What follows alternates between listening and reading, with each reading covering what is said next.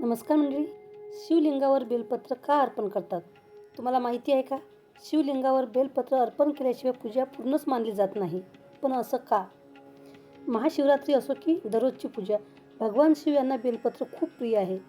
कारण बेलाचं झाड पार्वती देवीच्या तपश्चर्येतून निर्माण झालं अशी मान्यता आहे.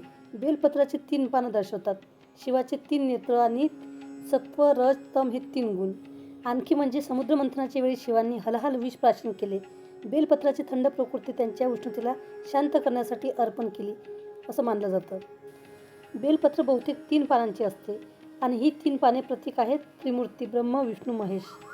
आयुर्वेदानुसार बेलपत्राला आयुर्वेदात विशेष महत्त्व आहे. त्यात औषधी गुणधर्म भरपूर आहेत आणि ते शुद्धतेचे प्रतीक मानले जाते.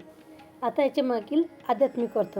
तर बेलपत्र अर्पण करताना भक्त आपले अहंकार, राग, द्वेष हे 3 दोष सोडण्याचा संकल्प करतो. म्हणून बेलपत्राला खूप महत्त्व आहे.